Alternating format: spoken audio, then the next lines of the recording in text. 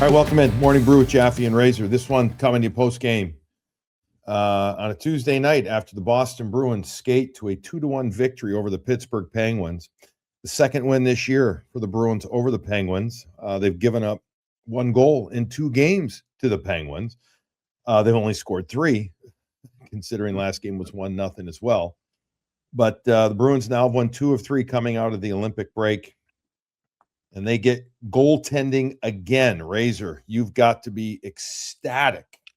There's no way you know that I'm leading with goaltending in this one. Oh, we have to.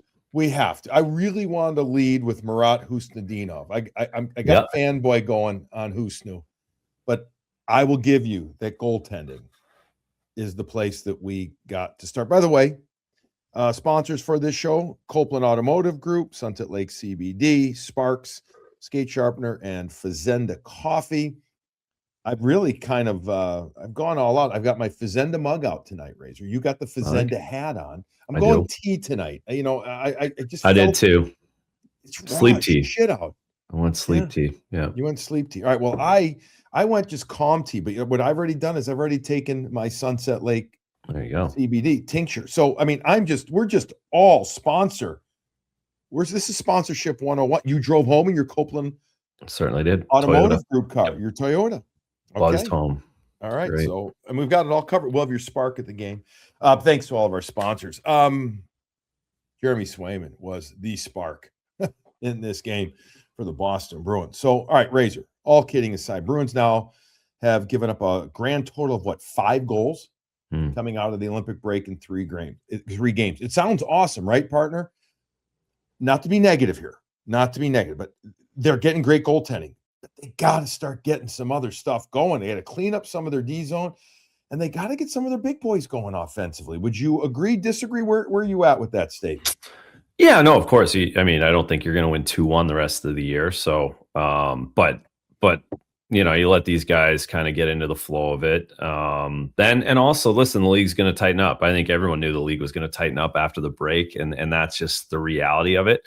And their great goaltending has allowed them to get 4 or 6 out of the break, let the power play get back into rhythm. Again, it's a big rhythm, right? The power plays, and they're started slow out of this break because they didn't practice together for 3 weeks. So it's completely understandable.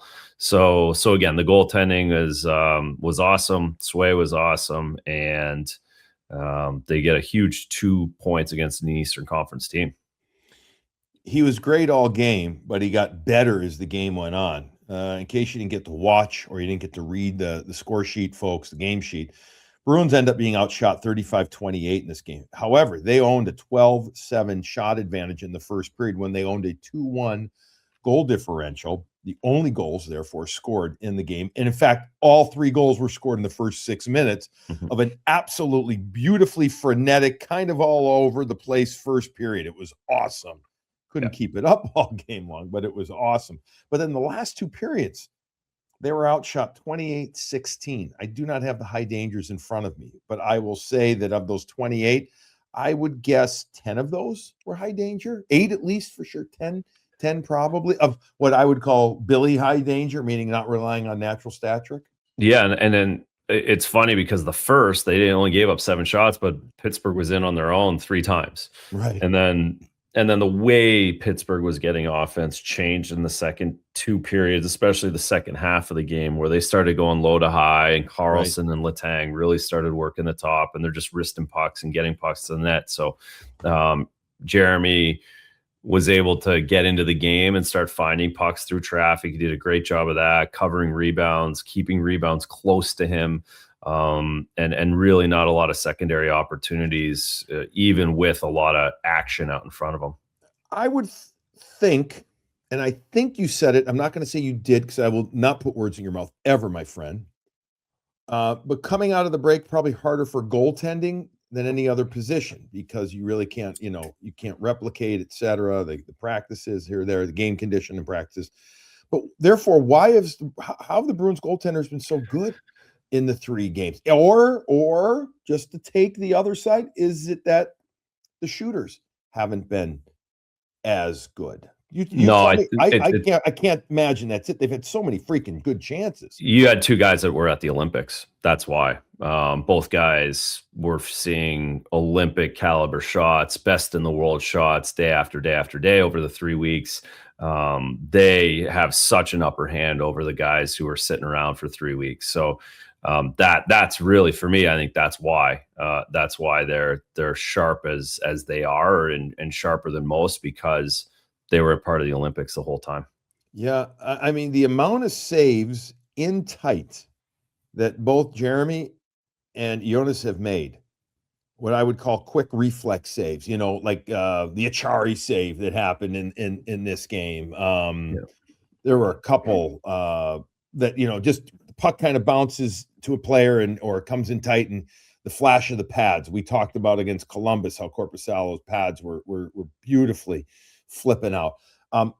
Those to me have been numerous by these guys. That says to me that they're reading, seeing, feeling the play. What else does that mean, Razor, from your goalie expertise, about how they're able to make these in tight saves? And I say make them look easy. That's probably just a broadcaster speak right there, because they seem to be doing it without flailing. They seem to be doing it in control.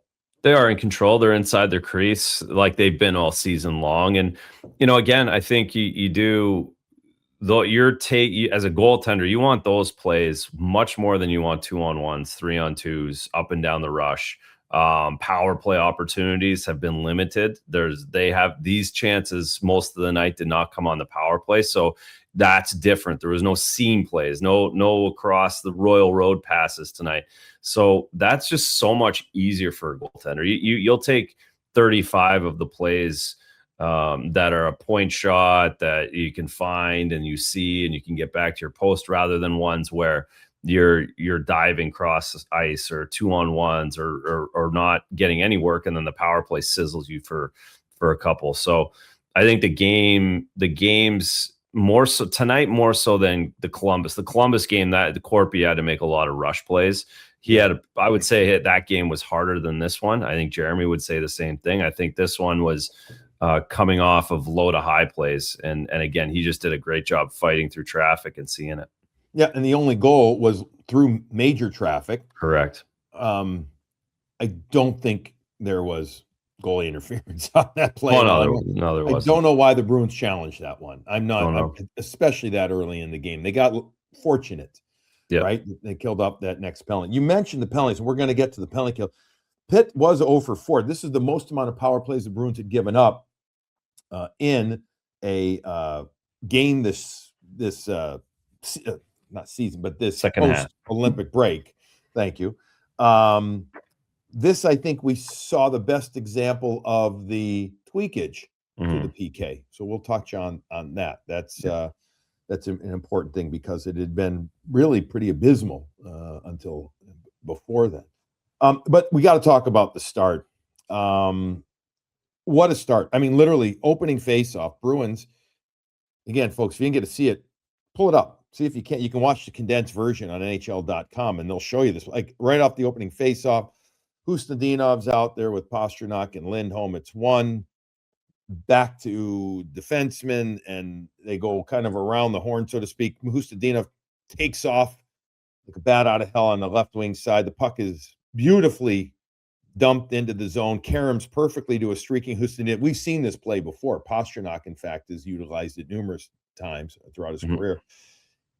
Husnadinov gets it on the left wing side, probably a little too close to Skinner. I mean, it would have been great, right? But he was all alone next to Skinner. He just couldn't get it elevated fine. The big goaltender came out and made a save. That was 6 seconds into the game, 8 seconds maybe. Yeah, it's crazy. Into the game. And then there was another great opportunity a few seconds after that by the Bruins. Finally, though, Pitt gets the puck into the offensive zone. And the 42-second mark, after the Bruins have two unbelievable chances, Skinner makes both saves. Erik Karlsson scores his 5th goal of the season with a shot from the right point, deep off the wall, through a maze of bodies. Swayman's looking left. It beats him right. There was some very minuscule contact made. Who was the Pittsburgh player that was down Kindle. there? Kindle. Thank you. Kindle's down there. And by the way, I like him as a player. I do. Oh, yeah. For He's heady, 18. man. Yeah, he's Yeah. going to be good. There was a little contact, but it was nothing. I mean, it was knob a stick. He was kind of pushed there by Aspero and everything. So anyway, the goal goes in on the first shot that Swayman's seen after the Bruins get this electric start to the game. They were so revved up, Razor, for the start of that game. Yeah. They were that, yeah. It was fantastic. You're cooking right out of the gates. So much action in the first 6 minutes, and it was shocking though a little bit, because those two great chances for the Bruins, and then all of a sudden it's a wrister that Carlson has seeing eyes that puts them down. You're a little shocked, and then more. I was more shocked at the goalie interference call. I'm like, oh boy, this has no chance. Right. So now you're like, okay, you could have been down 2-0 3 minutes into the game with the two best chances you've had since the Olympic break started. But again, huge kill, huge save by Sway and within all of that, and then they're able to bounce back. Yeah, that was what there was a breakaway there. Was it Mantha? Mantha made the save yeah, on it. He goes to the backhand. Yeah. So then at the 5:10 mark, Husnadinov gets his 13th goal of the season. This comes after, again, that great chance seconds into the game. He's out there this time with Eyssimont and Minton. And this was actually the first shift of the game, a sign of things to come for Marat Khusnutdinov and his night. Would you agree, the best forward they had? There was a couple of other good ones, but he was, I thought, head and shoulders above everybody else. The most noticeable forward out there. Every shift made a difference. Didn't matter if he was with Lindholm's line, or if he was Minton's line, or if he was killing a penalty. Spectacular. This shift ends up being a real good play by the wall play on the right wing corner, offensive zone. Eyssimont and Minton both win wall battles. Eventually, Eyssimont gets the puck to the inside part of the right faceoff circle, and the lefty Husnadinov with an absolute beautiful load and release shot. I thought it was just gorgeous over the blocker side, so far side Razor, for Stuart Skinner to stop. Not easy at all, because I think he's coming out thinking that Husnadinov might go glove side high, and instead he rockets it over the shoulder. Did you read it that way? It was like he got it up so quickly too, just right underneath from that distance. As he had it labeled, and just a great battle, great second effort by Minton. Great second effort by Eyssimont, just dominating down in the corner, and yeah, that was a Pasternak like finish, or geeky, like it was a rocket goal. Great on Husnadinov, and he was awesome all night. 5:10 mark of the period, Husnadinov's 13th goal of the season, and then 50 seconds later, it's going to end up being Casey Mittelstadt with his 13th goal of the season as well. After Nikita Zadorov is wide open. In the, you said had a sandwich, or could have had a sandwich. I said he could have had a sandwich, a beer, and then a little dessert too. I mean, when he gets it, meal out there. Yeah, Big Z gets it. Big Nikita Zadorov gets it, and he puts it on net, and then Mittelstadt comes in off the right side and puts it into the empty net. Nothing that the goaltender Stuart Skinner could do there off the rebound. But what I would say is a big, huge portion of this play is credited to the second assist man, which is Pavel Zacha. The puck had gotten through the neutral zone, and Zacha kind of nubbed it into the offensive zone, and then he got by Shinnikov, who had a good game, Shinnikov for Pittsburgh, but he gets out muscled by Pavel Zacha here, who got inside positioning. Puck went into the right wing corner. Zacha used his shoulder to get in front, fends him off with the left arm. Right arm is on the stick, corrals it, gets the puck over to Mittelstadt, who then eventually works it to Nikita Zadorov. But this play doesn't happen if Zacha doesn't win that battle there. And then again, Mittelstadt catches the rebound off of the left pad of, I think it was the left pad or the body of Stuart Skinner, who had no chance.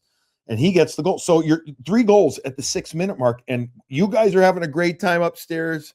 We're having a great time downstairs watch this game. We're thinking it's going to be 5-4, 7-6, whatever. The pace, you guys talked about it. It was the most energetic period I think we've seen from the Bruins so far of the 3 games back. Yeah, no question. And because they continue to pour it on, they had more chances even after that, and Pittsburgh calls the timeout, and they just continued to get the puck in, and they continued to work Pittsburgh down low, and they didn't really have an answer. to the Bruins in that first period. I thought the Bruins could have had 2 or 3 more really good opportunities. Stewart was good, and the a couple close calls, but like they just dominated them down low. Pittsburgh it seemed like their defensive zone structure was all out of whack. After the 2 goals were scored by the Bruins to make it 2-1, Dan Muse called a timeout, a good timeout, I thought, gets his team reset, even though the Bruins kept coming, as you said, to get, more offensive zone time. I thought it was a smart timeout by the young coach who's done a really remarkably good job there. I look at this team in Pittsburgh, and I say this almost in complimentary fashion. I don't know how they're winning like they are. So that means that they're buying in, good structure. I couldn't agree with you more, though. Yes, they're without Sidney Crosby right now. Yeah. Minor detail.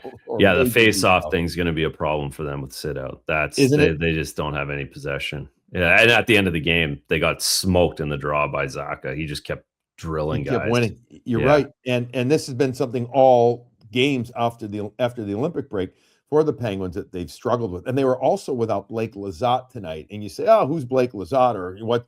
Well, he's another center for them. I mean, you put Kevin Hayes back into the lineup, who's played, I think it's once in a month or something right there. And no disrespect, but, he has struggled and with the pace and everything. So your point about face-offs, too, is just something it's going to be an issue. But they, again, respectfully, they're winning and they're winning regularly, and they're going back and forth with their goaltender Shilovs and Skinner, and they're playing well. But tonight the Bruins did just enough in that first period to get up. They couldn't score another goal, so they go into the second the period, and then so what changed? I mean, because then all of a sudden Pittsburgh does get going. They do, and they outshoot the Bruins 15-11. And then in the third period, they outshoot them 13-5. So from your upstairs perspective on this one, what changed? The Bruins didn't get the puck deep anymore. I thought they didn't do a great job at the lines. I thought they started making too many east-west plays. And I was also thinking, though, at the same time, I was thinking this is why Pittsburgh's been good this year. Because it's similar to watching Nashville, where they make you feel like you have a play and then it's not there. Like even on the power plays, they were like carrying the puck in all on their own, and Pittsburgh's got one of the best penalty kills in the league. It's like a one-on. It's like they let that guy just carry it in, and they go 4-on-4 everywhere else. And the Bruins were like feeding into it. They were trying to make plays through it. And I thought they were doing the same throughout the neutral zone instead of just continually putting the puck in and winning battles along the wall. Pittsburgh was making them feel like there was plays to be made, and then they would turn it over and go the other way. So I think a little credit goes to Pittsburgh, because that must be how they're winning games. You asked how they're winning games.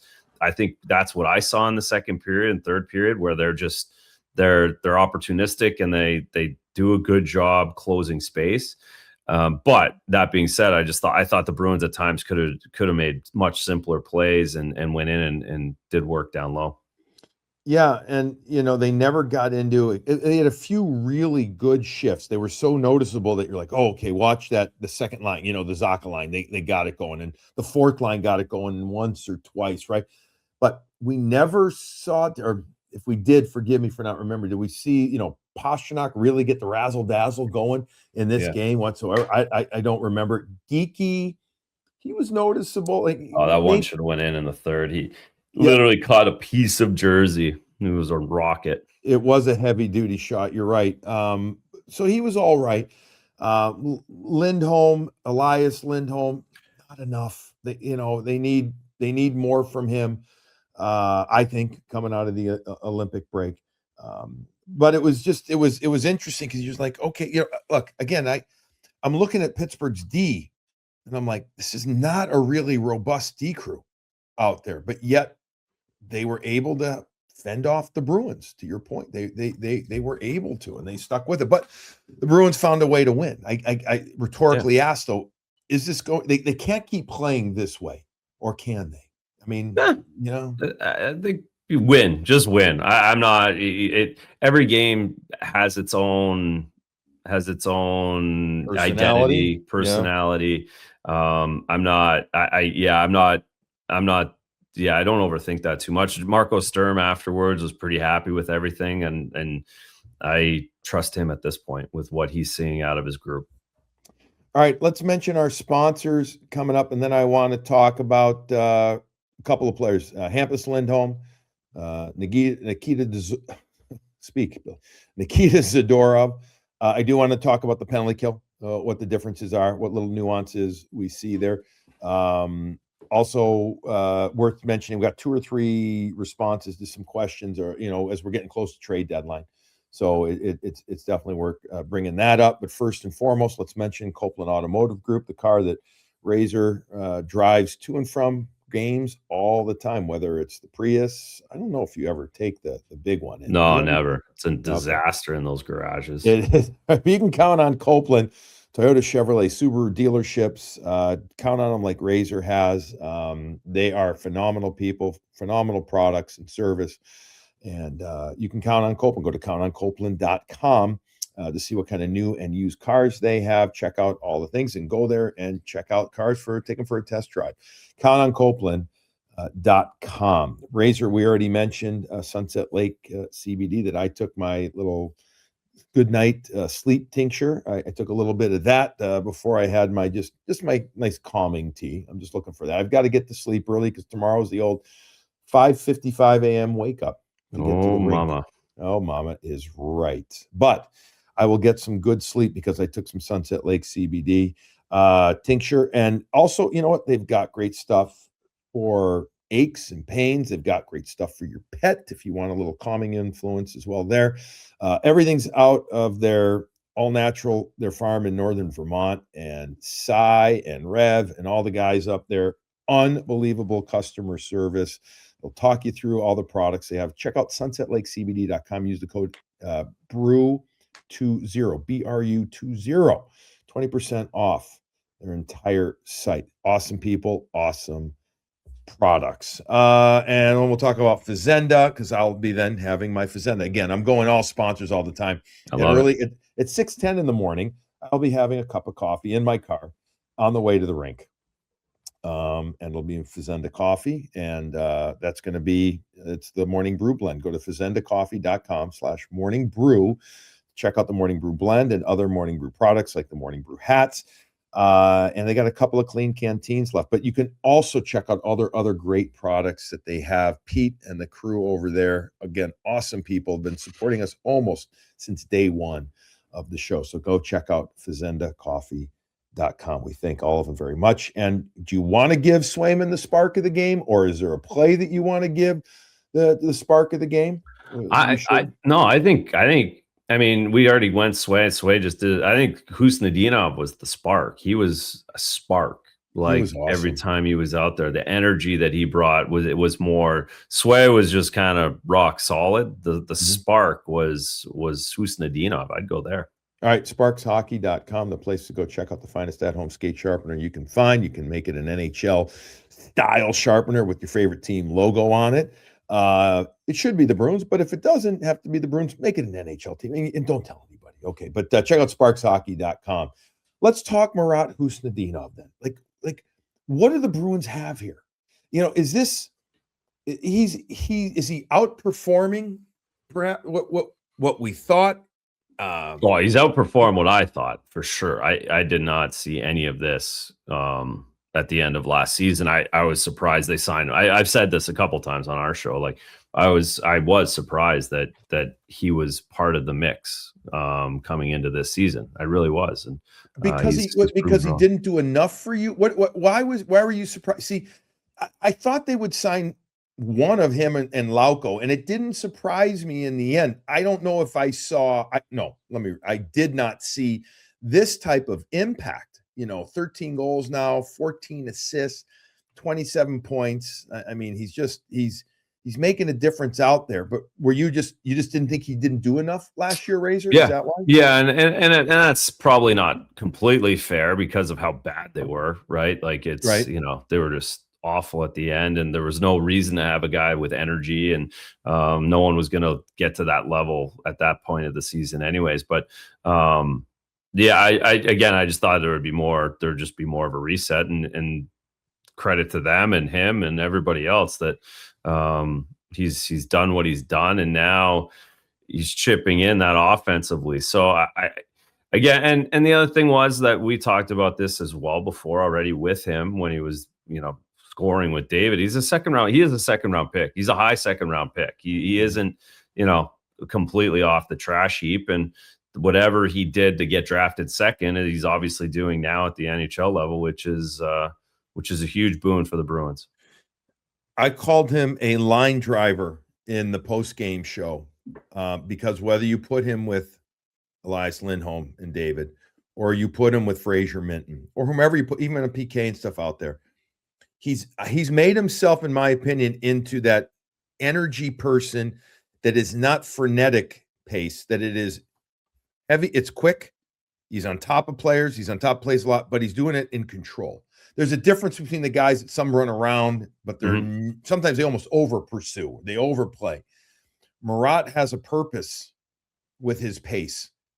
And Razor, and I don't use this term lightly, driver of line, because people usually think of that as a high, star type player. No, I think because he has confidence and he has enough good hockey sense that he's being able to drive lines, and he's making lines that he's on better regularly. That's a huge, I'm giving him a lot of praise, and I hope it's not too much, but I think he's a guy that is setting himself up for potentially an impactful player with this team for the next couple of years.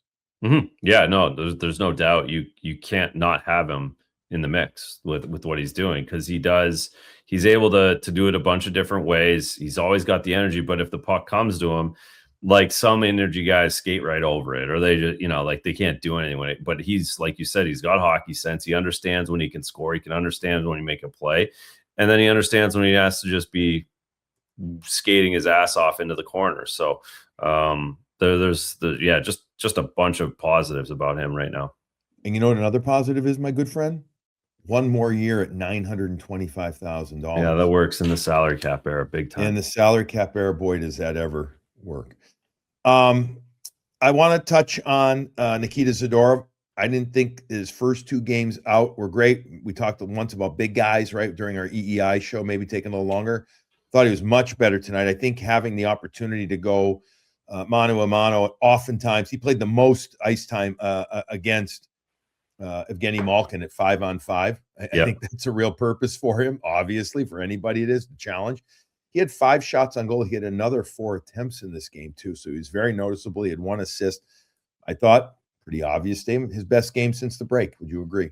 Yeah, he was very good getting in the rush, and then he did a good job getting himself open for shots. Of course, on the middle stack goal, that was all him. And yeah, like he's, again, he needs to get back into the rhythm a little bit on top of that for sure. Guys who did get back into the rhythm of it, especially in the third period, I had Anna check this out for us, was Charlie McAvoy and Hampus Lindholm. In the last 10 minutes, Razor, and don't hold me to the second on this, they played 5 minutes and 45 seconds of the last 10 minutes in that third period. So we've seen Marco and staff go to Charlie and Hampus before. Heck, we saw Jim Montgomery do it as well. Yep. This isn't exactly, earth-shattering, but they were out there literally every other shift the last half of that third period, and they did a really good job, I thought. I think Hampus was their best defenseman in this game. Would you agree? Yeah. I thought Charlie and Aspero struggled with the puck first half of the game. I thought it was better at the end. I noticed Hampus all night. He closed well a couple of times. He was really closing well. He was kind of falling around a little bit, which he does seemingly when he's playing better. I don't know why that happens like that. He goes down to the ice a couple of times, but it just means he's moving his feet extra more. And he was good. He was really good. He closed out, like you said, really good stick on Malkin a couple of times. Really good job on the 2-on-1. So Hampus for sure for me was the best D. So there's where you see, folks, and I know most of our listeners or viewers understand this, but having one defenseman at 6'4", 210, and another one at 6'6", pushing 6'7", what is Nikita listed at 250, Lots. 240, Yeah. 250. To go against a guy like Malkin, who has been an absolute beast, monster, moose this year, you called him that. You know, he's playing with a purpose. And yet they kept him pretty darn quiet. 21-24 for Malkin, 2 shots on goal, and 3 giveaways. That's the nice number right there if you're a Bruins fan. For Hampus Lindholm, just real quick, his line in this game, Hampus had 23 and a half minutes, 2 shots, another 6 attempts, 5 got blocked. He had 2 block shots, 1 giveaway, 1 takeaway. So he was heavily, and 1 hit, very involved in. Again, Nikita Zadorov, just over 19 and a half minutes, 5 shots on goal and 2 hits.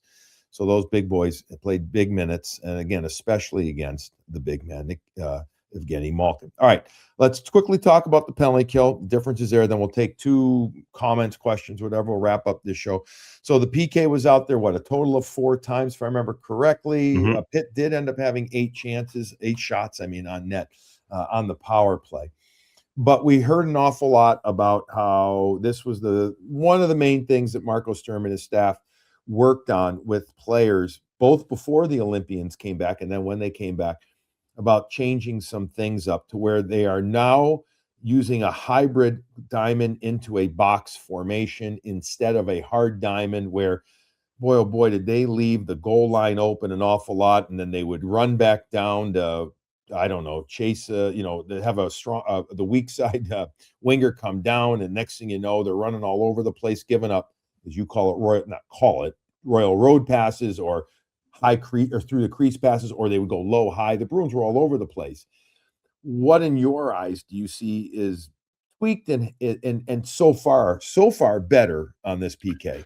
Well, so tonight because I didn't watch much of the Philly game, to be brutally honest. I listened to it all on the radio, and then Columbus, they only had the 1 chance, and Columbus didn't really have it in the zone. Yeah. There's nothing there. So tonight was the first night where I was really watching and looking and seeing, and they had chances where it felt like they're pushing down and not allowing the puck to go back around the top of the horseshoe. The push down. Yeah, they're pushing down with the offside. The winger at the top is trying to push and isolate one of their players and giving up that shot.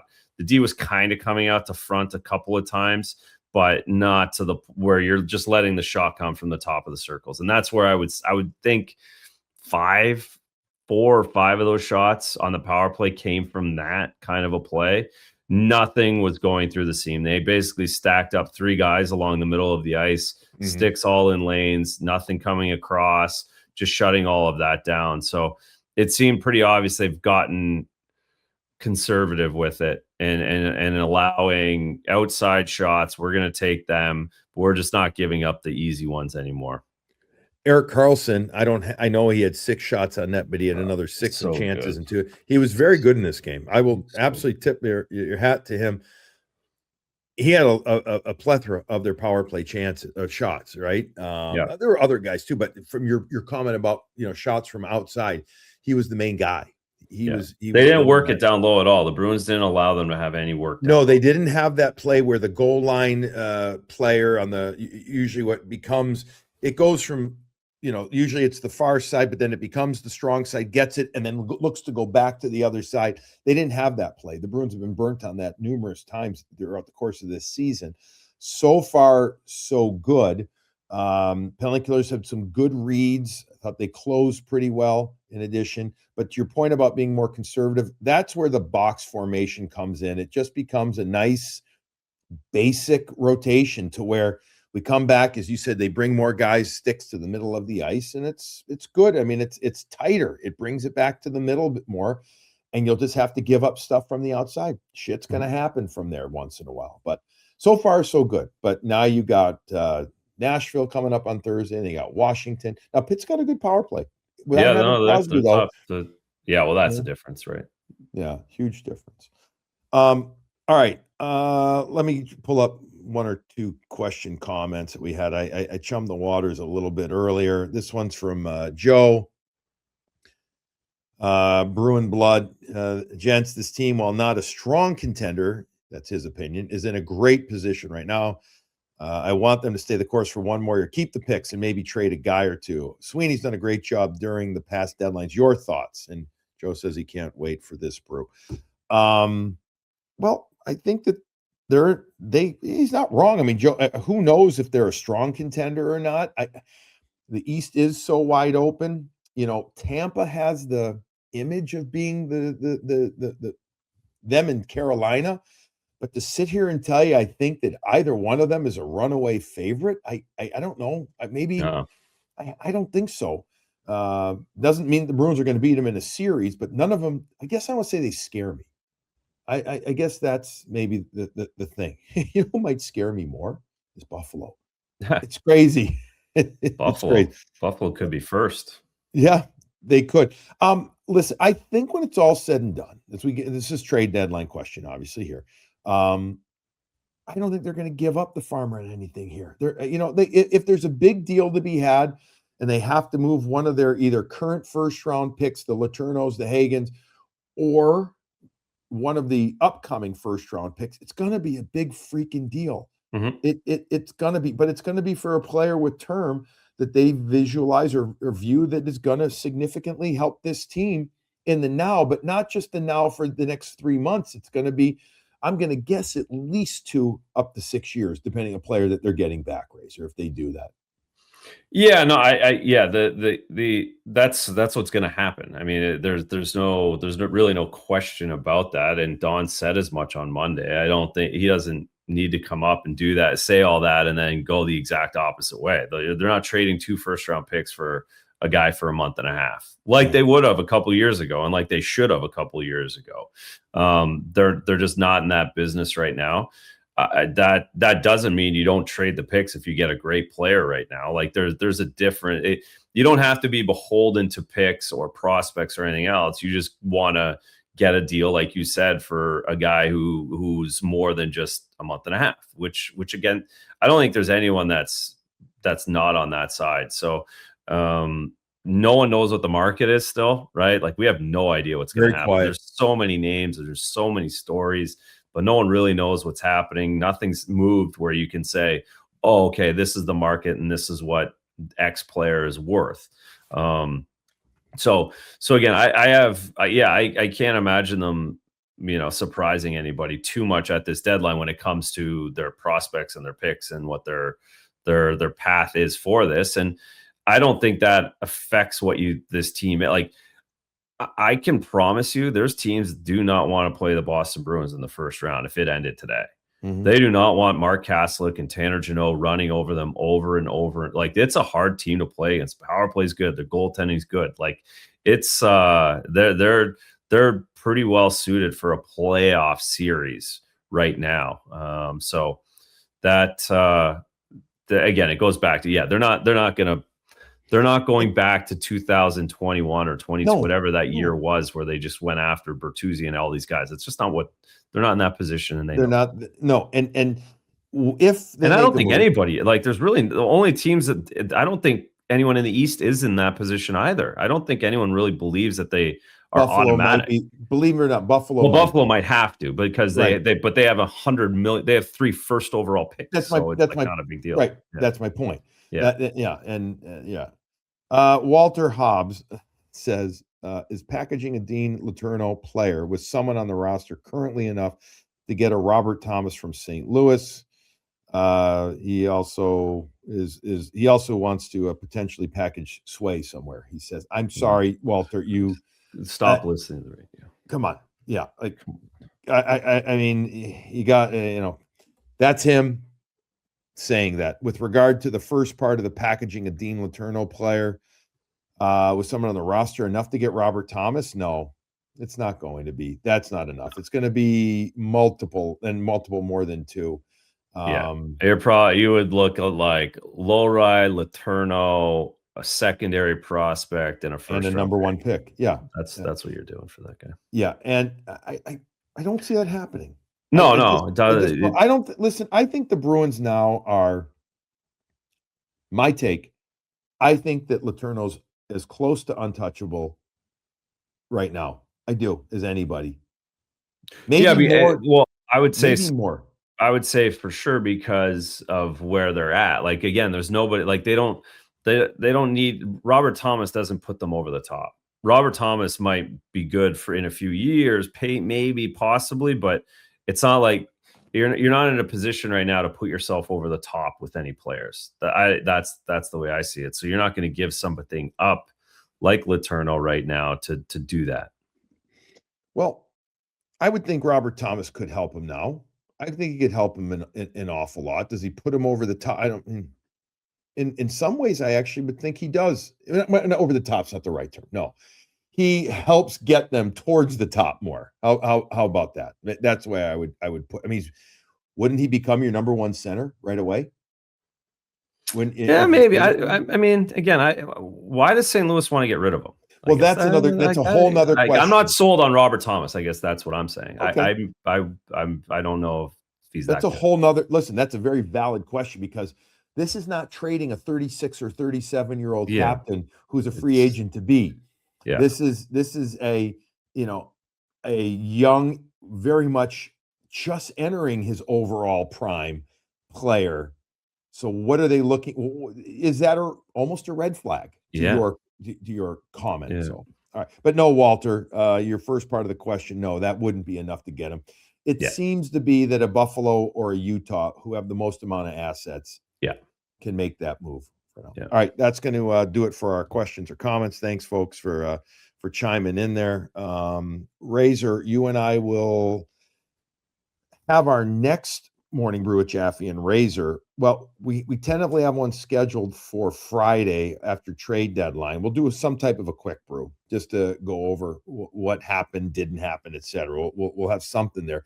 We have a show on Nesson though from 2 to 4 live, so folks tune in. We'll do a lot of analysis there, and then again we'll put something out on a podcast, and then Razor will have another full episode Saturday morning when we do our Saturday morning brew with Jaffe and Razor on EEI. All right, so the Bruins win. They're now 2-1 coming out of the break. They're a couple of points up on Washington. They also have 3 games in hand on them. They play Washington on Saturday after the game on Thursday. Columbus won as well. So Columbus, they're sticking in it. They're sticking with it right there. So a lot of good stuff still to happen. But the good news is the Bruins win. Great news is their goaltending has been phenomenal. They got to get some other guys going. Hopefully it happens sooner than later. Everybody, thank you for your time. RC, thank you for all your effort. Razor, as always, thank you for your amazing insight. And we'll talk to you in a couple of days. All right. Love it. All right. Everybody enjoy your coffee. Have a great day.